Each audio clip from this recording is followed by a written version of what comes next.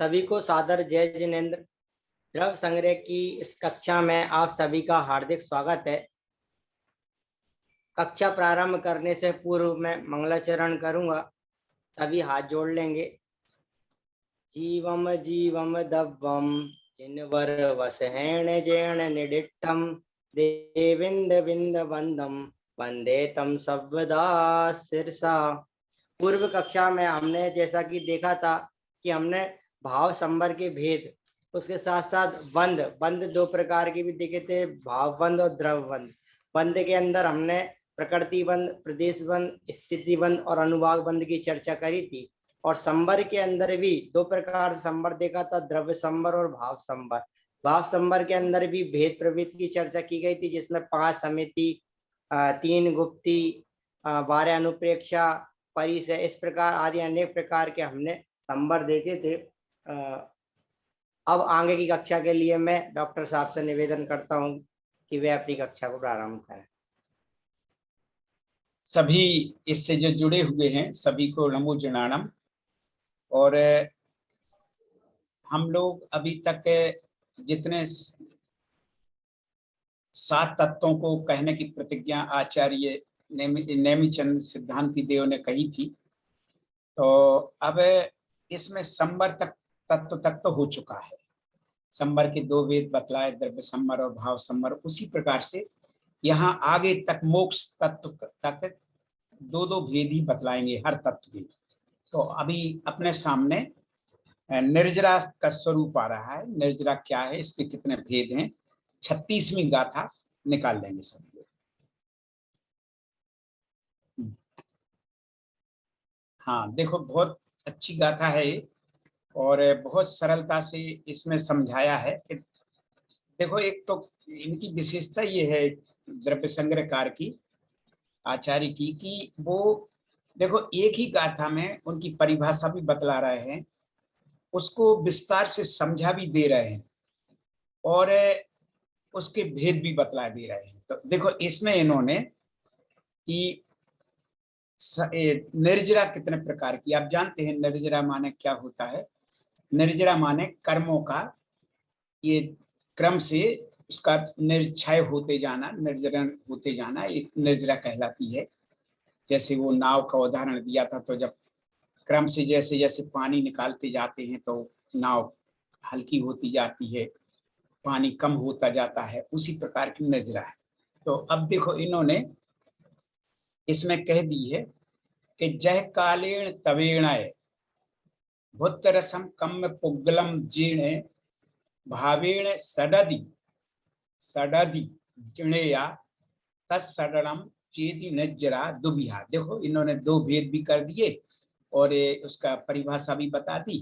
तो देखो ये कह रहे हैं, ये इन्होंने यहाँ से बतला दिया है कि जह कालेण, जैसे मतलब काल पूरा होने पर, यानी जैसे वो बतलाया ना कि जैसे कोई चीज है और उसका समय पूरा हो जाता है तो अपने आप झड़ते हैं। जैसे जैसे मान लीजिए आम है, आम कभी अपने पेड़ पर कभी हमेशा नहीं लगा रहेगा, जैसे वो पक जाता है और डंठल ढीला होता है और वो गिर जाएगा। तो उन्होंने बस वही, वो भी समय पाके ही होता है। अब आप पहले तो रहेगा तो जबरदस्ती आपको तोड़ना पड़ेगा, कोई भी चीज है, फल है तो अब ये कह रहे हैं कि जह कालीन यानी कर्मों की स्थिति पूरी होने पर, ठीक है ना, क्या क्या पूरी होने पर, समय पूरा होने पर। और देखो एक 2 चीजें बतला दी। जैसे उन्होंने कह दिया ना कि जैसे निर्जरा है, तो निर्जरा एक तो अपने आप कर्म झड़ते हैं जब समय उनका पूरा हो जाता है, परिपाक हो जाता है। और दूसरा ये होता है कि तवेण, यानी जैसे आम है, आम को अपन एक तो समय पाके पकता है, अपने आप गिर जाता है। और दूसरा, जब पहले हरा तोड़ लेते हैं, कच्चा ही तोड़ लेते हैं और उसको अपन पाल में रख के उसको पकाते हैं, तो उसी तरह से जो अपन को कर्मों की जरली निर्जरा करना है तो तवेण है, यानी तप आदि के द्वारा, संयम साधना है, तपश्चरण है, इन सब के द्वारा भी कर्मों को की निर्जरा होती है। तो उन्होंने कह दिया कि जह कालीण यानी कर्मों की स्थिति माने समय, काल पूरा होने पर भुत रसम जिसका फल भोगा जा चुका है। ये बहुत अच्छी एक शब्द में उन्होंने कह दिया, भुत रसम यानी जो भोगा जा चुका है, जिसका रस यानी जो कर्म परिपाक में आकर के और जिसका फल भोग लिया गया है। तो अब और ऐसे कम पुद्गलम जीर्ण यानी ऐसे कर्म पुद्गलों का, ऐसे यानी जो पौद्गलिक कर्म है उनका, पुद्गलमय जो कर्म है उनको जीर्ण यानी जिस भावेण यानी भावेण मतलब होता है भाव से या परिणाम से, भाव से या परिणाम से। तो वो कह रहा है कि जैसे उनको ये कम पुद्गलम ऐसे कर्म ऐसे पुद्गलमय कर्म जिस भाव से सडदी शब्द आया है, सडदी माने होता है झड़ना यानी उनका अलग हो जाना, ठीक है ना, ये झड़। तो ऐसे पुद्गल कर्म जिस परिणाम से भाव से झड़ते हैं, और दूसरा उन्होंने तवेणय और तप के द्वारा भी झड़ते हैं। तो ऐसे कम पुद्गलम ऐसे कर्म रूप जो झड़ते हैं वो कहलाते हैं भावेण, वो भाव से, भाव निर्जरा कहलाती है उसे, यानी क्योंकि वो परिणामों के द्वारा होगा ना, तो भाव निर्जरा हुई। तो इस तरह से एक भाव निर्जरा हुई। और आगे उन्होंने कह दिया है, फिर से अपन यहां लगा दे, जय कालेण तवेण, और जैसे कि वो समय आने पर और यानी उसका स्थिति पूर्ण होने पर, और जैसे कर्मों का झड़ जाना। देखो एक तो ये हो गया, तो इसको इन्होंने द्रव्य निर्जरा के, देखो दो चीजें हो गई। इन्होंने कह दिया है कि जैसे कर्म पुद्गल हैं तो उनको भाव से, देखो एक भाव हो गया और एक कर्म जो पौद्गलिक कर्म है वो झड़ जाते हैं, ठीक है ना। तो एक उन्होंने कह दिया कि भाव से कर्म पुद्गल जो झड़ते हैं, अलग होते हैं, उनको कह देते हैं समाप्त होते हैं, उनको तो कह दिया भाव निर्जरा। और जो कर्म पौद्गलिक हैं, जो कर्म अलग हुए, उन्हें कह दिया है क्या, द्रव्य निर्जरा, ठीक है ना। ये दो तरह से उन्होंने कह दिया ना। सीधा मतलब ये हो गया कि जैसे कर्मों की स्थिति पूर्ण होने पर जिनका फल भोगा जा चुका है, ऐसे पुद्गलमय कर्म जिन परिणामों से, देखो दो चीजें बता दी, परिणाम माने भावों से, और तवेण और तप के द्वारा जिन भावों से झड़ते हैं, देखो भाव आ गए वहां पे, उन्हें कह दिया भाव निर्जरा।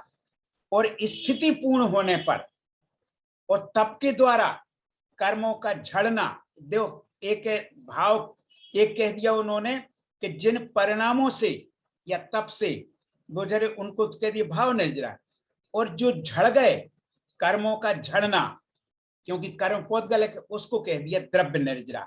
इस प्रकार से उन्होंने कह दिया निर्जरा दुविधा, इस प्रकार की निर्जरा दो प्रकार की है। देखो एक बार फिर से लगाते हैं, जिससे कि कोई किसी को कुछ इसमें कुछ, अगर मैं चाहता हूं थोड़े और आगे बढ़े, मगर इसमें अगर किसी को कुछ समझ में ना आया हो तो पूछ लें, अभी पूछते चलें ताकि हम क्लियर कर दें। मेरी समझ में लग गया है, ये गाथा लग गई पूरी। देखो एक सीधा, अभी ये सीधे सीधे अर्थ लगा दें। जैसे स्थिति, काल पूरा, समय पूरा होने पर या तप के द्वारा जो कर्म पुद्गलक रसों का भोगा जा चुका है, भोगा जाता है जिन भावों से उनको कह दिया वो जो, और वो झड़ जाते हैं कर्म भावों के द्वारा, जिन भावों के द्वारा झड़ते हैं, सडदी वो झड़ते हैं, उसको भावेण णेया, उनको भाव निर्जरा समझना चाहिए। और आगे कह दिया उन्होंने कि जो तत्सडरम, और वो जो कर्म पौद्गलिक झड़े हैं, उनको कह दिया है कौन? द्रव्य निर्जरा। ये सीधा सीधा अर्थ इसका बता दिया। इस तरह से च इति इति, चेदी का मतलब होता है चा इति। इस प्रकार से निर्जरा दुभ्या, दो प्रकार की निर्जरा बतलाई गई है। ये है। तो मेरी समझ में यदि आ गया हो तो कोई दिक्कत हो तो पूछ सकते हैं, नहीं तो फिर बाद में भी समझ सकते हैं। तो आगे बढ़ते हैं फिर, ठीक है ना? हाँ, जैसे इन्होंने इस तरह से पूरी इसी जैसे निर्जरा बतलाई है, तो इसी तरह से इन्होंने और कुछ नहीं सब फिर इन्होंने आगे मोक्ष भी दो प्रकार का बतला दिया। यद्यपि मोक्ष जो होता है, मोक्ष एक ही है, मगर एक अपन व्यवहार और निश्चय की दृष्टि जब लगाते हैं तो वहां पर उन्होंने दो प्रकार का भी कह दिया है। अब मोक्ष क्या है, ये 37वीं गाथा में है। 37वीं गाथा निकाल लें विपुल। हाँ, ये आ गई 37वीं गाथा। सब देखो, एक एक शब्द थोड़े ध्यान से सुनते चलेंगे, क्योंकि अपन इतने इतने 36 गाथाएं पढ़ चुके हैं, तो अपन एक एक शब्द को स्पष्ट हो रहा है यहाँ पे। जैसे वो कह रहे, सबस्य कम्मड़ो जो खय हेतु अपनो परिणामो लेयो सा भाव मोक्षो दब्य विमुखो एक कम पुध भावो। अब देखो, ये भी इन्होंने यहाँ पर भी मोक्ष के भी भेद कर दिए, मोक्ष का लक्षण ही बतला दिया। वो कहते हैं जो अपनो मतलब आत्मा का परिणाम, देखो यहाँ ध्यान रखिएगा, शुरू से जितने तत्व अपने चल रहे हैं वह सब द्रव्य और भाव दोनों के रूप में चल रहे हैं। तो परिणाम माने भाव, तो उन्होंने यहाँ पे भी शब्द आ गया है अपनो परिणामो, यानी जो आत्मा का परिणाम माने भाव है, वो सबस्य कम्मड़ो यानी समस्त कर्मों के क्षय हेतु यानी क्षय होने का कारण होता है। देखो अभी क्या, देखिए भाव, जब तक भाव नहीं लगाएंगे तो तब तक आप द्रव्य की कितनी कुछ करते रहेंगे, कुछ नहीं होगा। तो जब और भाव, तो इसलिए इन्होंने पहला भेद भी रख देते हैं, भाव निर्जरा द्रव्य निर्जरा, भाव मोक्ष द्रव्य मोक्ष। तो उन्होंने कह दिया जो आत्मा का परिणाम, देखिए शुरू में पहली पंक्ति में देख लीजिए, जो अपनो परिणामो, जो आत्मा का परिणाम सबस्य यानी समस्त कम्मड़ो क्षय हेतु यानी समस्त कर्मों के क्षय होने का कारण होता है, सा वह हु आ गया वहां पे, यानी हु माने होता है निश्चय, खलु, खलु का ही खलु माने निश्चय होता है संस्कृत में, और उसी का ही हु कह दिया इन्होंने। तो हु का मतलब हो गया खलु यानी निश्चय न ऐसे भाव मोक्षो ले वो, उसे भाव मोक्ष जानना चाहिए, जानो। और अब द्रव्य मोक्ष क्या है, तो अब उन्होंने कह दिया कम में पुद भावो यानी कर्मों का, अब इन्होंने कह देखना कर्मों का पुद भाव, पुद मानो होता पृथक, यानी कर्मों का आत्मा से अलग होना, वो कहलाता है द्रव्य मोक्ष। अब देखो इन्होंने यहीं पर भी कह दिया है कि आत्मा के परिणाम समस्त कर्मों के क्षय होने का जो कारण होता है, उसे तो निश्चय न से भाव मोक्ष कह दिया। और कर्मों का आत्मा से अलग होना, देखो अब एक तो भाव से लग रहा है और एक कर्म अलग हो रहे हैं, तो ये द्रव्य हो गया, तो इसको द्रव्य मोक्ष जानना चाहिए। द्रव्य विमोक्ष कम पुद भावो, ठीक है ना, ये बता दिया इन्होंने। एक बार फिर से हम बताते हैं, फिर आगे बढ़ते हैं ताकि किसी को वो न रहे। और कौन, फिर ठीक है, अभी अपन फिर से एक बार इस 37वीं गाथा को एक बार फिर से देख लें, क्योंकि भाव मोक्ष और द्रव्य मोक्ष इसकी बात बतलाई। देखिए जो भावों से होता है, केवल भाव उसमें आते हैं, उसको कह दिया है भाव मोक्ष। और जो जो कर्म रूपी, जो पूरी तरह से जो कर्म जो हैं आत्मा से अलग होते हैं, उन्हें उन्होंने कह दिया भाव द्रव्य मोक्ष। क्योंकि कर्म, देखो दो चीजें हो गई ना, एक भाव लगाया तो भाव मोक्ष हुआ, और एक कर्म अलग हुए तो कर्म पौधगलक है, तो वो दिखते हैं, सामने आते हैं, अनुभव में आते हैं, तो वो कह दिया उन्होंने द्रव्य मोक्ष, क्योंकि वो अलग हुए हैं। इस तरह से ये बतला दिया है। मेरी समझ में और अच्छा, अब आगे अपन 38वीं गाथा 38वीं गाथा पढ़ते हैं। हाँ देखिए, संतोष जी भी जुड़ी हुई हैं इस समय, शायद दिल्ली में ही है वो संतोष जी।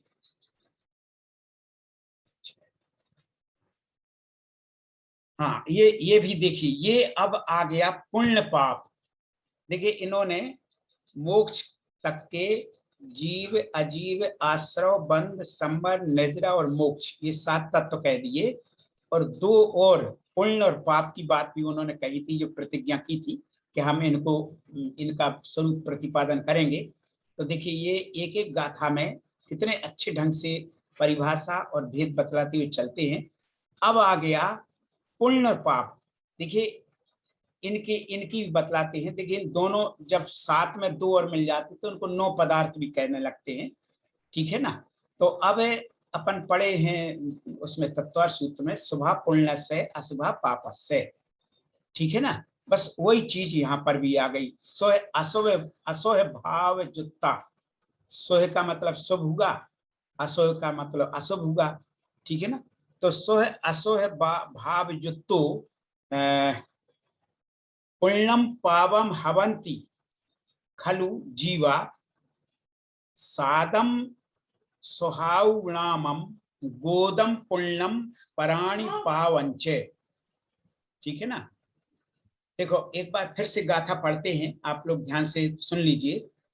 सोह असोह भाव जुत्ता पुण्यम पावम हवंती खलु जीवा सादम सुहावनामम गोदम पुण्यम पराणि पावंचे। ये है, ये पुण्य और पाप को कह दिया इन्होंने। क्या है, उन्होंने कहा सोह असोह भाव जुत्तु, यानी शुभ और अशुभ भाव यानी परिणामों से जो युक्त, यानी सहित जो जीव खलु माने निश्चय से पुण्यम पुण्य रूप और पावम हवंती पाप रूप होते हैं। अब देखो, अब आगे देखो, इतना कह दिया उन्होंने, यानी पहली पंक्ति का, यानी शुभ अशुभ परिणामों से सहित जीव निश्चय से पुण्य और पाप रूप होते हैं। कितनी अच्छी बात, शुभ पुण्य से अशुभ पाप से, यानी जब शुभ परिणाम होंगे तो वो पुण्य रूप हो जाएंगे, और जब अशुभ परिणाम होंगे तो पाप रूप होते हैं। ये इन्होंने कह दिया, बिल्कुल पहली पंक्ति का अर्थ स्पष्ट हो गया। सोह असोह भाव जुत्ता पुण्यम पावम हवंती खलु जीवा, यानी जीव की, ठीक है ना। अच्छा, अब क्या कह रहे हैं, सादम सोह सोहाउ नामम। अब वो कह रहे हैं कि सादम यानी जो 7, देखो अभी इन्होंने के 7 आवेदनी, और इन्होंने तो उन्होंने के सादम मतलब 7 आवेदनी, तो सुहाउ यानी शुभ आयु, नामम शुभ नाम, और गोदम माने गोत्र, शुभ गोत्र। ये पुण्यम पुण्यम हवंती, यानी ये पुण्य रूप होती है, ये पुण्य प्रकृतियां हैं।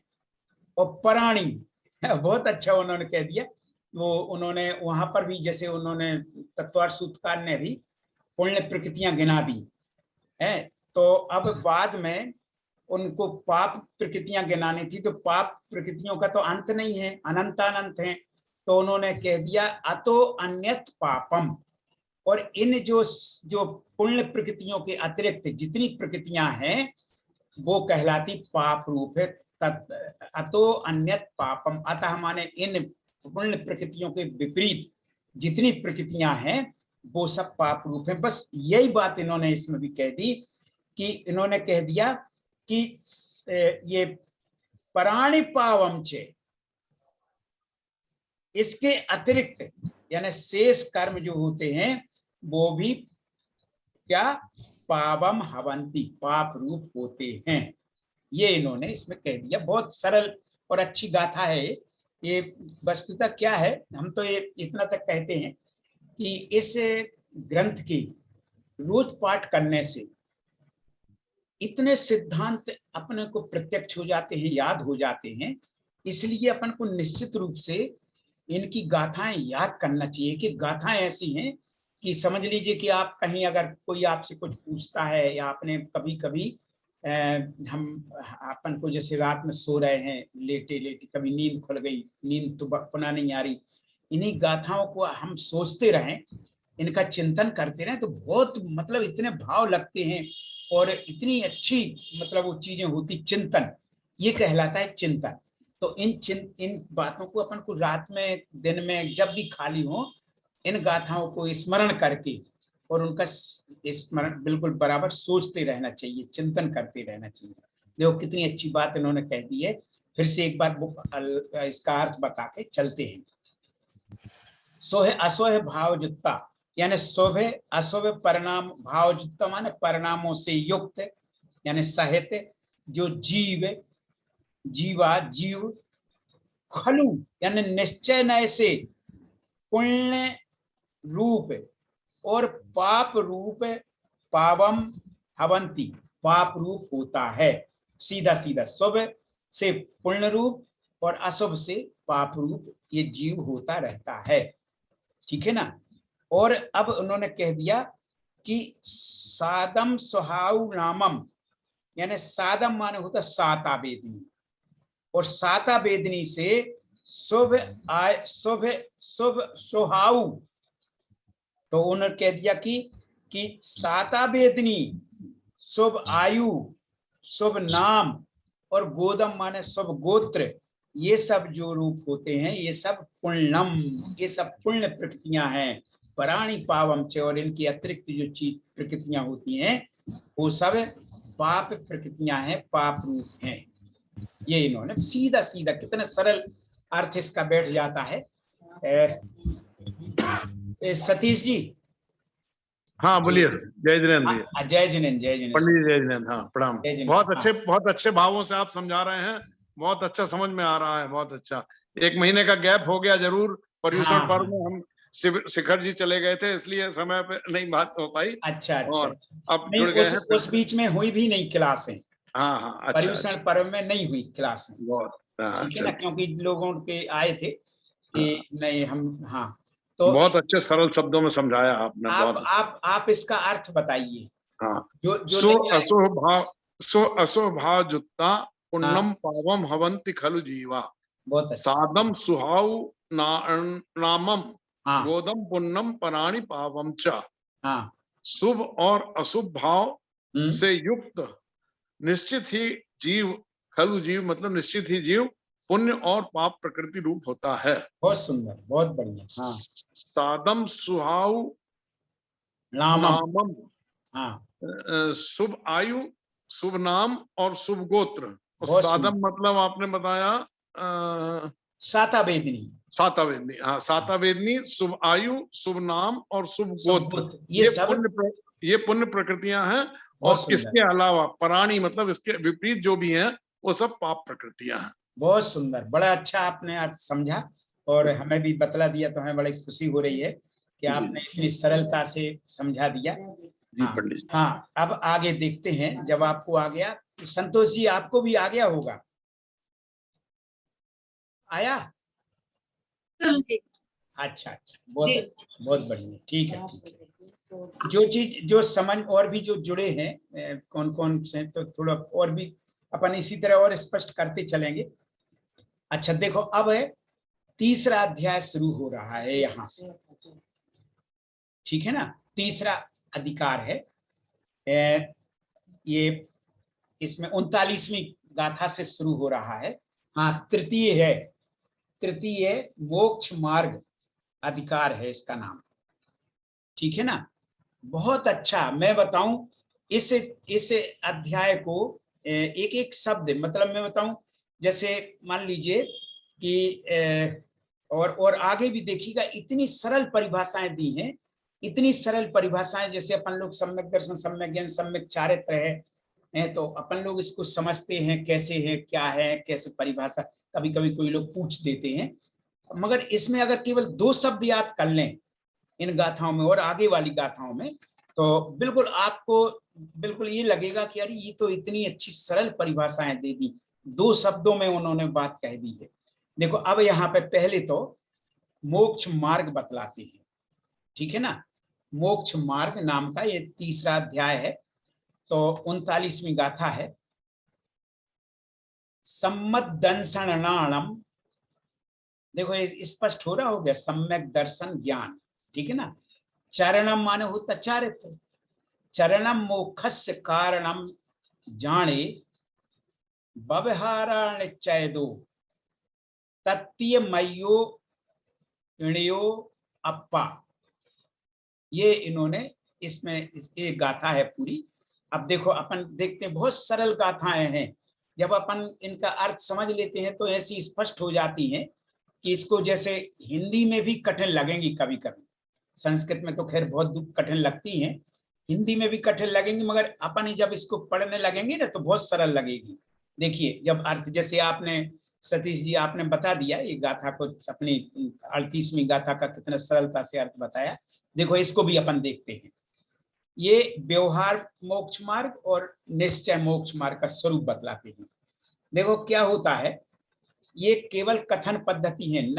नए का मतलब होता है हमें कोई अपन को तत्व का स्वरूप विवेचित करना है, तो समझाने के लिए हम लोग कह देते हैं कि ये व्यवहार मोक्ष मार्ग है, ये निश्चय मोक्ष मार्ग है। वस्तुतः मोक्ष मार्ग तो एक ही है, ये समझ के समझना चाहिए, ठीक है ना। तो अब इसमें चलते, सम्मत दंसनाणम चरणम मोक्षस्य कारणम जाने, यानी व्यवहारा नच्छेदो। देखो अब इन्होंने पहले कह दिया व्यवहार नय से, व्यवहारा यानी व्यवहार नय से, सम्मत दंसनाणम चरणम यानी सम्यक दर्शन, सम्यक ज्ञान और सम्यक चारित्र क्या है, मोक्षस्य कारणम जाने, ये मोक्ष मार्ग है ऐसा जानना चाहिए। किंतु निश्चय दो, निश्चय न से तत्तीय मयो, अब इन्होंने कह दिया ये तीनों मय, वो कहते हैं अपन ने कह दिए ना कि अपन जब तत्व और सूत्र पढ़ते हैं, सम्यक दर्शन ज्ञान चारित्राणी मोक्ष मार्ग, अब उन्होंने 3 बातें कह दी और वहां पे यानी 3 बातें मतलब 1 2 3, 3 बातें मतलब होती बहुवचन, ठीक है ना। 2 माने भी बहुवचन होता है। तो अब इन्होंने जब 2 बहुवचन की बात कह दी कि 3 बातें कह दी, मोक्ष मार्ग एक शब्द है, तो उन्होंने कह दी तीनों मिलकर के एक मोक्ष मार्ग बनाते हैं, अलग अलग नहीं है। तो वही कह रहे हैं कि व्यवहारा यानी व्यवहार नय से, सम्मत दंसनाणम चरणम, सम्यक दर्शन, सम्यक ज्ञान और सम्यक चारित्र, मोक्षस्य ये कह दिया, यानी वो मोक्ष मार्ग है। और निश्चय दो, निश्चय नय से तत्तीयमयो, इन तीनों से सहित, यानी तीनों मई, तीनों मई माने सम्यक दर्शन, सम्यक ज्ञान और सम्यक चारित्र, तीनों से सहित। नियो, नियो माने होता है अपना, निज, निजहा, निज, निज शब्द को से प्राकृत में नियो बन गया, अपना अप्पा आत्मा, मोक्षस्य कारणम जाने, यानी अपना आत्मा मोक्ष का कारण जानना चाहिए। देखो अब इन्होंने, देखो ये पहले कह दिया इन्होंने कि जब ये जो सम्यक दर्शन, सम्यक ज्ञान, सम्यक चारित्र, तो ये जब 3 मय हो जाते हैं तो वो होता है, वो कह दिया उन्होंने कि जो ये तीनों मोक्ष मार्ग हैं, ठीक है ना। और जब तीनों मय हो जाते हैं, देखो ये तीनों जब कह दिए सम्यक दर्शन, सम्यक ज्ञान, सम्यक चारित्र, तो व्यवहार मोक्ष मार्ग हो गया। और जब तीनों मय हो जाते हैं और अपनी आत्मा में जब ये यानी तीनों सहित अपना आत्मा मोक्ष का कारण होता है, तो वो होता है निश्चय नय से मोक्ष मार्ग। ठीक है ना। यानी व्यवहार नय से सम्यक दर्शन, सम्यक ज्ञान, सम्यक चारित्र को मोक्ष मार्ग जानना चाहिए। और जब निश्चय नय से इन तीनों से सहित अपने आत्मा को, अपने तीनों से सहित अपनी आत्मा को ही मोक्ष का कारण जानना चाहिए। ये इन्होंने इस तरह से कह दिया है। मेरी समझ में स्पष्ट हो गया होगा, और ना हो तो बतला फिर। क्यों संतोष जी, इसका अर्थ बतलाएंगी आप? इससे इनको अनम्यूट, हाँ इनको बोलिए आप। ये 39 चरणम मोक्षस्य कारणम जाने व्यवहार निच्छेदो तत्यमयो नियो अपा। व्यवहार से सम्यक दर्शन, ज्ञान और चारित्र मोक्ष का कारण है। व्यवहार से मोक्ष मार्ग का कारण है। और इन तीनों का एक में हो जाना निश्चय से मोक्ष मार्ग है। हाँ नहीं नहीं नहीं, एक नहीं नहीं, ऐसा नहीं है। तीनों मय हो जाते हैं, तीनों नहीं, एक मय। इन तीनों मय हो करके अपने आत्मा का, अपनी आत्मा मोक्ष का कारण जानना चाहिए। अच्छा, उसको अपनी आत्मा का कारण जानना चाहिए। एक बार गुरुजी से बताइए। हाँ ऐसा है, देखो एक तो सम्यक दर्शन, सम्यक ज्ञान, सम्यक चारित्र, ये मोक्ष मार्ग है, ठीक है ना। और ये कह रहे हैं कि देखो ये खाली 3 मई अपनी आत्मा, यानी ये कह रहे हैं कि जो मोक्ष मार्ग को, मतलब ये इन्होंने कह दिया कि तीनों से सहित आत्मा, अपने आत्मा को ही मोक्ष का कारण जानना चाहिए।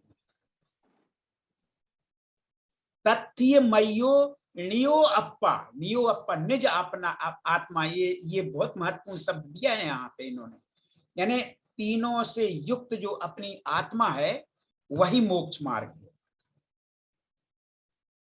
ठीक है ना। मोक्ष या मोक्ष का कारण जानना चाहिए। यानी देखिए क्या है, ये तीनों कहाँ रहेंगे? अपनी आत्मा में रहेंगे ना। और जब ये तीनों से युक्त आत्मा होगी तो वही ना मोक्ष को जाएगी, तो वही मोक्ष है, ठीक है ना। तथ्य मयो नियो अप्पा, ये जो इन्होंने कह दिया है, निज आत्मा, इन तीनों से युक्त जो निज आत्मा है वह मोक्ष है, वह मोक्ष का कारण है। वह मोक्ष नहीं, मतलब वह मोक्ष का कारण है, ठीक है ना। हाँ, मेरी समझ में स्पष्ट हो गया है, अच्छा बताया आपने। हाँ अब आगे चलते हैं 40वीं गाथा। अब इन्होंने ये कह दिया यहाँ पे, बहुत अच्छा देखिए। अब जैसे जैसे अपन बढ़ते हैं, बहुत सरल शब्दों में बहुत अच्छी बातें इन्होंने बतलाई हैं।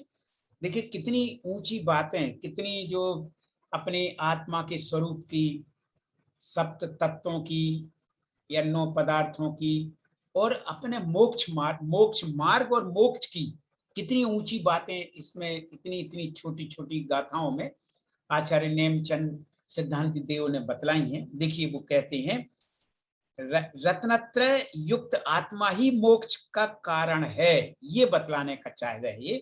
देखो अब इन्होंने ये गाथा कहते रण तयम ण बट्टई, ये कह दिया है कि रण तयम ण बट्टई अप्पाड़म मोयत्तु अप्पाड़म मोयत्तु अण्ण दवियम्हि तम्हा तत्तीय मय्यो हवदिहु मोक्षस्य कारणम आदा, ये कह दिया इन्होंने। ये कह दिया, देखो अब इसको भी इसी तरह समझेंगे। रणतयम अप्पाड़म, जो रत्नत्रय, अप्पाड़म माने आत्मा को, मोयत्तु माने छोड़कर, अन्न दवियम्मी अन्न द्रव्य में णबट्टई। देखिए अब इन्होंने कह दिया, कितनी बड़ी बात कह दी इन्होंने कि देखिए जैसे हमें कोई लक्ष्य को प्राप्त करना है तो हमें उसी लक्ष्य पर डटे रहें, दूसरी चीजों को छोड़ दें, और दूसरी चीजों को ही पकड़े रहेंगे तो हम अपन लक्ष्य तक नहीं पहुंच पाएंगे। और यही इन्होंने इसमें भी कह दिया कि रणतयम अप्पाड़म मोयत्तु, यानी रत्नत्रयमयी आत्मा को छोड़कर अण्ण दवियम्मी, न बट्टई, जो अन्य द्रव्यों में प्रवर्त नहीं होता, तम्हा इसलिए तत्तीयमयो, उन तीनों से सहित, णियो अपना, आधा माने आत्मा, उ माने निश्चित ही, मोक्षस्य कारणम भवति, मोक्ष का कारण होता है। देखो कितनी सरलता से इस गाथा को बतला दिया है कि रत्नत्रय में आत्मा को छोड़कर जो अन्य द्रव्यों में, अन्न द्रव्यम्मी न बट्टई, अन्य द्रव्यों में प्रवर्तित नहीं होता है, नहीं रमता है, नहीं रहता है, तत्तीयमयो, उन तीनों से सहित, णियो आदा ही हु मोक्षस्य कारणम भवति, अपना आत्मा ही मोक्ष का कारण होता है। ये इन्होंने कितनी सरलता से इन्होंने अपनी बात को यहाँ पे प्रस्तुत कर दिया है। तो ये अपने ये इसमें 40वीं गाथा में रत्नत्रय आत्मा ही मोक्ष का कारण है, ये इन्होंने प्रतिपादित कर दिया है। हम और इनके सतीश जी, संतोष जी के अतिरिक्त और कोई जुड़ा हो, विपुल तो एक से पूछ लो जल्दी से, अपन फिर आगे चले। बहुत बढ़िया अच्छी गाथा आगे आ रही है, बहुत अच्छे एक शब्द में जो उन्होंने सब कुछ कह दिया। शकुन जी, रयन तयम न बट्टई अपाणम मुयतु अन्नदी दियम्मिहि तमहा तत्तीयमयो होदी हु मुखस्य कारणम आदा। इसमें कहा है कि जो आत्मा रत्नत्रयी से अलग है, मतलब जो रत्नत्रयी में आत्मा है वो मोक्ष का कारण है। हाँ। और उससे जो अलग है, खोदी हो मुखस्य कारण अदा, उससे अलग नहीं, यानी वही आत्मा को मोयत्तु माने छोड़ करके, वही आत्मा मोक्ष का कारण है। जो रत्नत्रयी से युक्त है वही आत्मा मोक्ष का कारण है। और उसको छोड़ करके अन्न दी वही, और अन्न मतलब जो अन्य द्रव्यों में लबट्टई नहीं रहता, नहीं प्रवर्तित होता है। हाँ, बोलिए बोलिए, अच्छा है, प्रयास कर रही हैं। अन्न दबियम्मी न बट्टई, अन्य द्रव्यों में नहीं रमता है, नहीं प्रवर्तित होता है, तम्हा इसलिए तत्तीयमयो, उन तीनों से सहित, णियो अपा णियो आया आदा मोक्षस्य कारणम भवति, वह जो तीनों से सहित अपना आत्मा ही मोक्ष का कारण होता है। तो अब एक गाथा और लेते हैं अपन लोग, ठीक है ना। हाँ, इसमें सम्यक दर्शन का स्वरूप बतलाया है 41वीं गाथा में। बहुत अच्छा, हम बतलाएं आपको कि इसमें केवल आपको सम्यक दर्शन की परिभाषा पूछ लें तो केवल आप ये शब्द बोल दें, जीवादि सद्दहनम सम्मतम, बस इतना याद कर लें, ये सम्यक दर्शन की परिभाषा हो जाएगी, जीवादि सद्दहनम सम्मतम। इसी तरह की एक गाथा उसमें भी आई है, समय सार में भी, जीवादि सद्दहनम सम्मतम तेसिम अधिगमोणाणम, ये इस तरह से उसमें पूरी गाथा आई है। यानी तो जीवादि सद्दहनम सम्मतम, अब इन्होंने कह दिया ये सम्यक दर्शन का स्वरूप बतलाते इस गाथा में, जीवादि सद्दहनम सम्मतम योगमपणोत्तम तु दुरभि निवेश विमुक्कम लाणम सम्मम खु ओदि सदी जम्मी। देखो ये कह रहे हैं, जम्मी माने जिसके,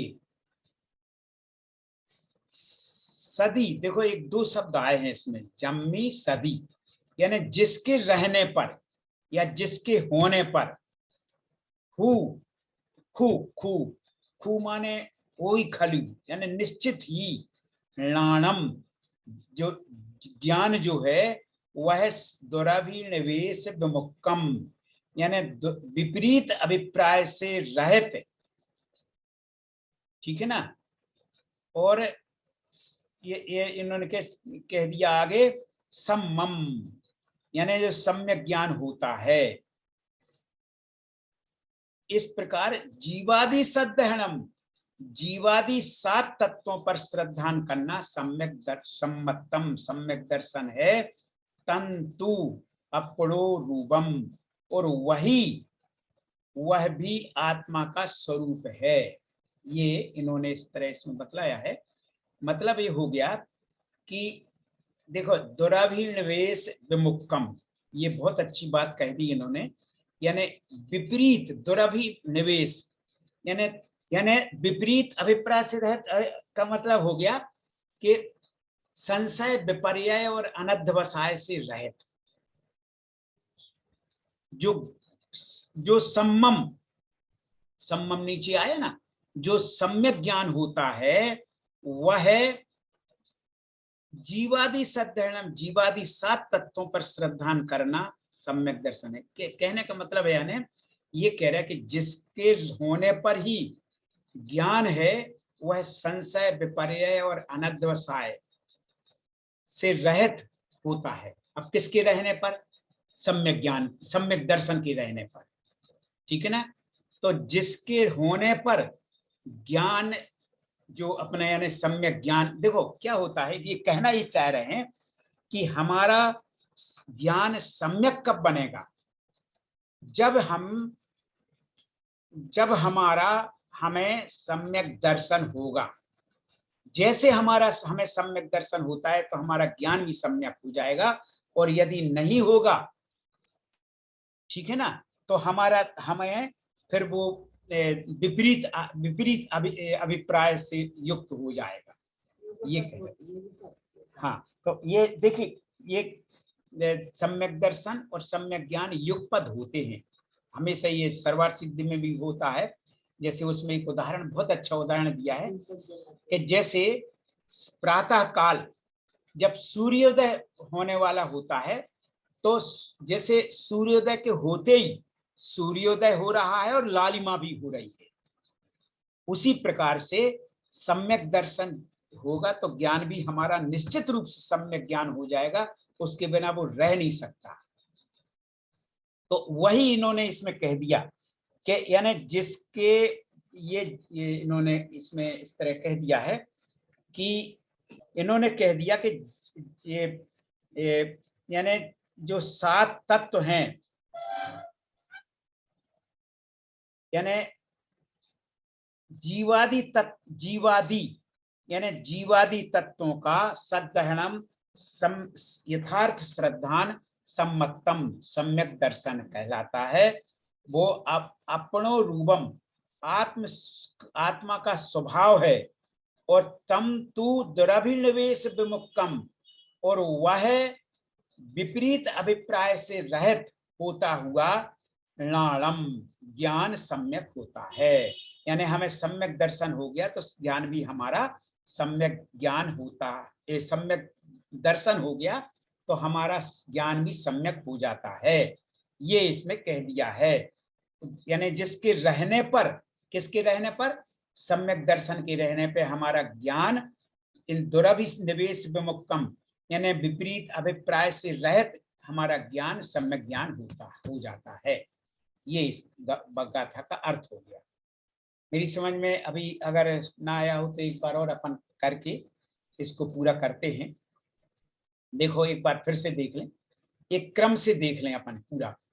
जीवादि सद्दहनम सम्मतम, सीधा यहाँ पे यही कह दें आप, यानी जीवादि तत्वों का श्रद्धान करना सम्यक दर्शन है, ठीक है ना। और इसमें कहते अपनो रूपम, वह क्या है? ये जो है जीवादि तत्वों का श्रद्धान करना सम्यक दर्शन है। सम्यक अपनो रूपम, ये आत्मा का स्वरूप है, यानी आत्मा का स्वभाव है। और इसके रहने पर, ऐसे सम्यक दर्शन के रहने पर दुराभिनिवेश विमुक्तम, विपरीत अभिप्राय से रहित हमारा ज्ञान नाणम सम्मम खू होदी, ज्ञान भी सम्यक होता है। सदी जम्मी, इसे इस सम्यक दर्शन के रहने पर हमारा ज्ञान भी सम्यक होता है। ये इसका भावार्थ हो गया। अब आप इसमें कुछ चीज समझ में ना आई हो तो पूछ लें, हम इसको फिर से भी समझा देंगे आपको।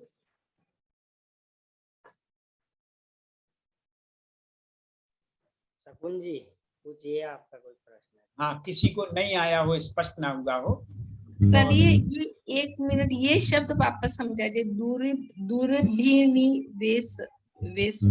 देखो, ये दुरभिनिवेश का मतलब हो गया विमुक्तम। विमुक्त माने पूरी तरह से मुक्त, ठीक है ना। यानी दुरभि यानी विपरीत अभिप्राय, इसका अर्थ ही आप लिख लीजिए, विपरीत अभिप्राय। अब वो विपरीत अभिप्राय क्या है? सम्यक दर्शन, सम्यक ज्ञान, सम्यक चारित्र रूप जो विपरीत अभिप्राय है, ये कहलाता है। क्या कहलाते सर? सम्यक दर्शन चारित्र? नहीं नहीं नहीं, ये नहीं। दुरभि यानी विपरीत अभिप्राय से मुक्त, विपरीत अभिप्राय से रहित, ये लिख लें आप पहले तो। और वो संशय, विपर्यय और अनध्यवसाय से रहित जो चीज होती है वो सर एक बार वापस बोल दीजिए। संशय, विपर्यय। संशय माने होता है जैसे ये सांप है या रस्सी है, ये संशय बना रहता है जब। और विपरीत क्या होता है कि अपन रस्सी को ही सांप समझ लें। और जो अनध्यवसाय होता है वो होता है, अनध्यवसाय मतलब होता है अनिश्चित ज्ञान, निश्चय ही नहीं हो पा रहा है किसी का, किसी चीज का, तत्व का। तो इन विपरीत अभिप्राय से मुक्त, इसका ये अर्थ हुआ दुरभिनिवेश विमुक्तम। सर वो जो विपरीत अभिप्राय कौन कौन से? एक तो संशय, विपर्यय, विपर्यय। हाँ, पर्याय होता है, उसमें बी लगा दीजिए, विपर्यय।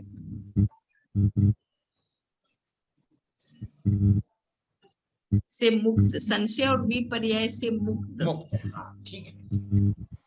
ये और जो भी जुड़े हैं, अगर उनको कोई चीज नहीं समझ में आई हो, कुछ समझना हो या प्रश्न हो तो पूछ सकते हैं।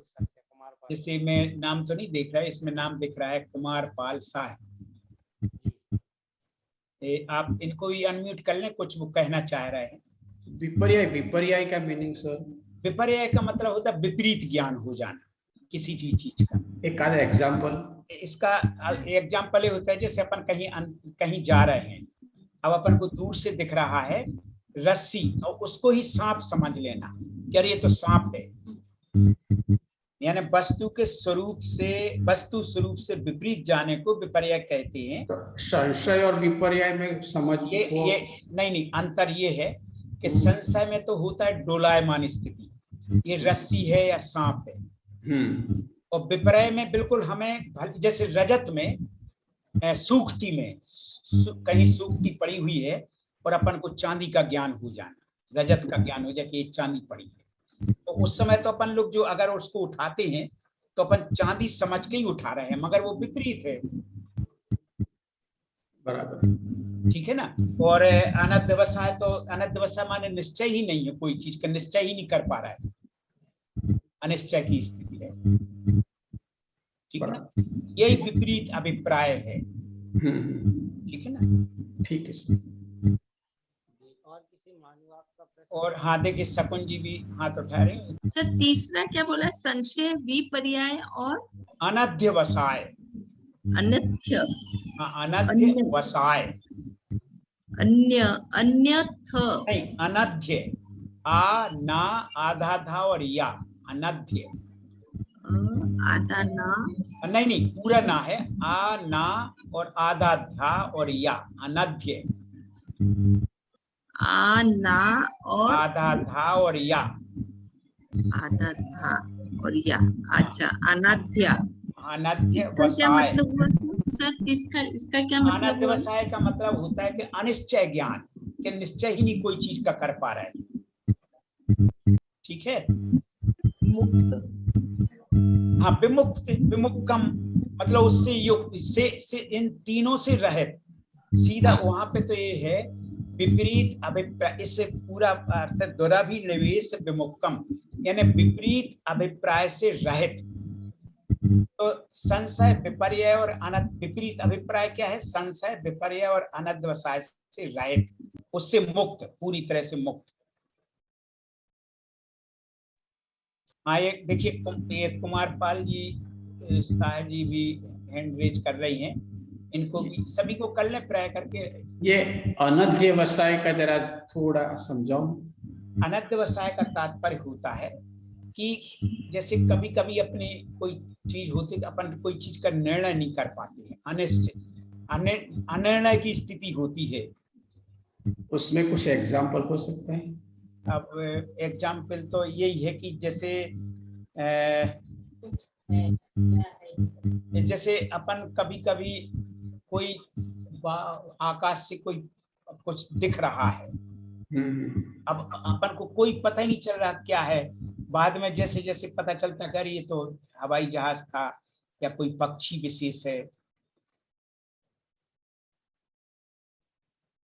जैसे इसमें एक पुस्तक में एक उदाहरण दिया है कि जैसे अपन लोग कभी कभी टहलते हैं, तो इसमें दिया है कि जैसे कभी चलते हुए पुरुष को पैर में तृण आदि का स्पर्श होने पर स्पष्ट ज्ञान ना होना कि हमारे पैर से जो जिस वस्तु का स्पर्श हुआ है वो कौन सी वस्तु है, और अथवा दिशा आदि का अपन लोग जैसे कभी जा रहे हैं कहीं अब तो वैसी स्थिति नहीं रहती है, जंगल में पहले जाते थे, भटक जाते थे, पता ही नहीं हमें किस दिशा में जाना है, हम कोई निर्णय ही नहीं कर पाते।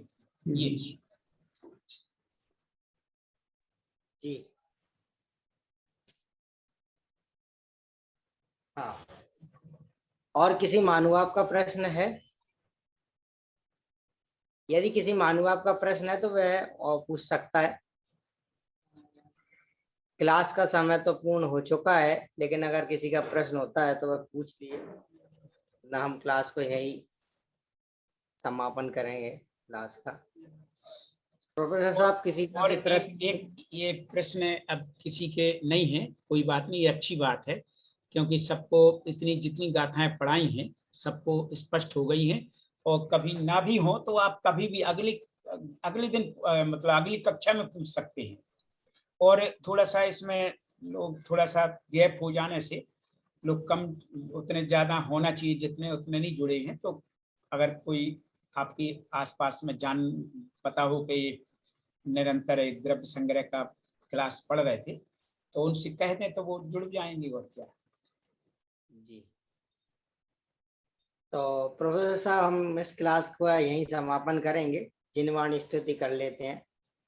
निज निधि निज में बताई यह अनंत उपकार है, उसके लिए जिनवाणी मानो वंदना सतबार है, वंदना सतबार है। सभी को सादर जय जिनेंद्र। अगली कक्षा में फिर वापस मिल लेंगे, तब तक लिए शुभ रात्रि। और ये थोड़ा सा इतना भी ध्यान रखें सभी लोग कि जो अभी तक गाथाएं पढ़ा दी हैं उनको दोहराते रहें, ऐसा ना हो कि हम आगे पढ़ते रहें और पीछे हम भूल जाएं, लगाना भी भूल जाएं। कभी भी पहली गाथा से लेके अब तक की जितनी गाथाएं पढ़ ली हैं, कभी भी आपको लगे कि हम ये नहीं समझ में आई है वो है, तो आप पूछ सकते हैं, तो उससे ये पता चले कि आप लोग उनका स्वाध्याय कर रहे हैं, ध्यान कर रहे हैं, पढ़ रहे हैं। इस दृष्टि से हमें भी खुशी होगी कि हमारी सार्थकता हो रही है। ठीक है, चलो, बहुत धन्यवाद सभी के लिए, सभी को नमो जनानम, जय जिनेंद्र।